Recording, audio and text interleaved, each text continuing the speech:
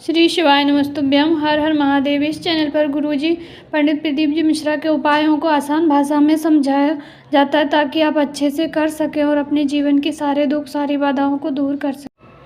आज मैं आपको खास उपाय बताने जा रही हूँ। गुरुजी ने कहा है कि यदि आपने पशुपति व्रत कर लिया, 2 बार कर लिए, 4 बार कर लिए, आपने प्रदोष का व्रत भी कर लिया, मासिक शिवरात्रि भी कर ली और बड़ी शिवरात्रि भी कर ली, आपने सोमवार भी कर लिया, संकट सोमवार भी कर लिए, 16 सोमवार भी कर लिए, परंतु आपको फल नहीं मिला है, आपकी कोई कामना है विशेष जो पूरी नहीं हुई है, अड़चन आ रही है, उस मनोकामना पूर्ति में कोई विशेष कारण से नहीं हो रही होगी, तो गुरुजी ने कहा है कि इसके लिए आपको एक बेलपत्री लेनी है। एक बेलपत्री की जो बीच वाली पत्ती के नीचे का जो डंडी होती है, गुरुजी ने कहा है कि तीनों पत्तियों में एक जो बीच की पत्ती होती है वो देवाधिदेव महादेव जी होते हैं और जो साइड की 2 पत्तियां होती हैं वह ब्रह्मा और विष्णु होते हैं और नीच की जो डंडी होती है उसमें सब गणों का वास होता है, 64 योगिनियाँ वास करती है और जो बीच की डंडी यानी कि बीच वाली पत्ती के नीचे और दोनों पत्तियों के बीच में जो भाग रहता है वह माता पार्वती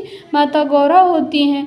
तो आपको यदि आपकी कोई कामना है, कोई कार्य है जो बहुत अटक रहा है, आपने बहुत सारे व्रत उपवास कर लिए हैं तब भी नहीं हुआ, तो आपको जो माता पार्वती का अभी मैंने स्थान बताया है बेलपत्री में, आप वीडियो के माध्यम से देखकर समझ सकते हैं। इस भाग पर शहद लगा करके आप भोलेनाथ की शिवलिंग पर समर्पित कर दीजिए। आपका जो कार्य है, जो कामना थी वह पूर्ण नहीं हो रही थी, गुरुजी कहते हैं वह 3 माह के अंदर अवश्य पूर्ण होगी। आप करके देखिएगा, अचूक उपाय है। इस उपाय को आप कभी भी कर सकते हैं, या तो सोमवार या तो किसी भी विशेष तिथि पर, प्रदोष या शिवरात्रि पर, या तो रोज़ किसी भी दिन आप कर सकते हैं, आपको लाभ अवश्य मिलेगा। दूसरा उपाय है मासिक शिवरात्रि का है। तो बड़ी शिवरात्रि आने से पहले एक माघ माह की एक ही शिवरात्रि बची है, यह बहुत ही शुभ फल देती है और बहुत बड़ी शिवरात्रि मानी जाती है। इस पर आप एक उपाय करेंगे तो आपकी मनोकामना शीघ्र पूर्ण होगी। गुरुजी ने कहा है कि यदि आपको कोई विवाद फंस रहा है, कोई झगड़ा हो रहा है या मुकदमा चल रहा है या कोर्ट में कोई केस चल रहा है, तो इसको ख़त्म करने के लिए, उसमें सफलता पाने के लिए आपको क्या करना है, एक बेलपत्री लेनी है और एक बेलपत्री की जो बीच वाली पत्ती होती है, अभी मैंने बताया है कि जिसमें महादेव जी होते हैं, बीच वाली पत्ती पर आपको लाल चंदन लगा लेना है। लाल चंदन की आपको मुठिया भी मिल जाएगी, नहीं तो डब्बियों में पिसा भी आ जाता है। तो आप लाल चंदन को बीच वाली पत्ती पर लगा के माता अशोक सुंदरी के स्थान पर उसको स्पर्श करा दीजिए। उसके बाद उसको भोलेनाथ की शिवलिंग पर चढ़ा दीजिए। थोड़ी देर बाद आपकी जो भी कामना, जो भी समस्या थी, कोर्ट कचहरी के मामलों में या कोई भी केस चल रहा है उससे रिलेटेड, या कोई भी अटका हुआ कार्य है, लड़ाई झगड़े होते हैं, उसके लिए आप भोलेनाथ से समर्पित करके फिर उस बेलपत्री को आप उठा करके ले आइए। 3 शिवरात्रि आपको ऐसा ही करना है। तीनों बेलपत्री को अपने घर में रखना है। जब आपकी 3 बेलपत्री इकट्ठी हो जाए, 3 शिवरात्रि हो जाए आपकी, तब तक गुरुजी कहते हैं कि 3 माह के अंदर आपका वह कार्य अटका हुआ पूर्ण हो जाएगा। फिर आप उन बेलपत्रियों को ठंडी कर सकते हैं किसी भी बहती हुई नदी में, या तो बेलपत्री के वृक्ष के नीचे उनको समर्पित कर दीजिए। अगला उपाय बहुत महत्वपूर्ण है। इसमें गुरुजी ने कहा कि यदि आपके पास घर नहीं है, पैसे नहीं है, किराए के मकान में रहते हैं, लॉरी चलाते हैं, ठेला चलाते हैं, कोई भी व्यापार करते हैं आप, छोटा से लेके बड़े तक कोई भी बिजनेस आप करते हैं, परंतु आपके पास पैसा नहीं है किराया तक का भी, तो आपको मासिक शिवरात्रि पर एक नियम बना लेना है। जब भी मासिक शिवरात्रि आए, घर के पूरे व्यक्ति, सदस्य भी कर सकते हैं, घर का एक व्यक्ति, महिला पुरुष जो भी करें तो भी आपको लाभ अवश्य मिलेगा, पर हो सके तो आपके घर में जितने सदस्य हों आप सभी जाकर करें तो ज़्यादा फ़ायदा होगा। तो आपको 5 बेलपत्री लेनी है। 5 बेलपत्री को लेकर के भोलेनाथ जी के मंदिर जाना है। मंदिर में जाने के बाद आपको सबसे पहले एक बेलपत्री माता अशोक सुंदरी के स्थान पर समर्पित करनी है। दूसरी बेलपत्री आपको माता रानी का हस्त कमल होता है जो शिवलिंग में, पार्वती जी का हस्त कमल कटी भाग, वहाँ पर 2 पत्तियाँ शिवलिंग से स्पर्श हो ऐसे करके समर्पित करना है। और तीसरी बेलपत्री आपको भोलेनाथ के शिवलिंग पर समर्पित करनी है। जब आप शिवलिंग पर समर्पित करें तो डंडी का मुख जलाधारी की ओर होना चाहिए, माता अशोक सुंदरी की ओर।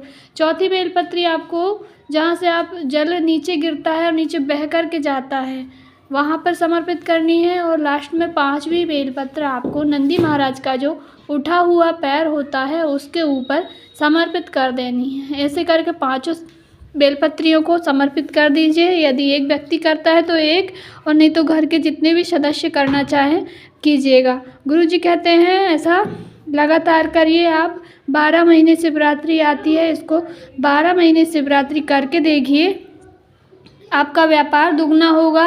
और घर की कामना से करेंगे कि आपका घर नहीं है तो भोलेनाथ आपका घर बनवा देंगे। यदि आपने प्लॉट भी नहीं लिया है तब भी भोलेनाथ की कृपा से आपके घर बनने के योग बनेंगे। सारी श्रद्धा भक्ति भाव से कीजिएगा तो भोलेनाथ आपका घर भी अवश्य बना देंगे। और व्यापार व्यवसाय उन्नति, नौकरी में भी उन्नति होगी। तो मासिक शिवरात्रि पर नियम अवश्य बनाएं।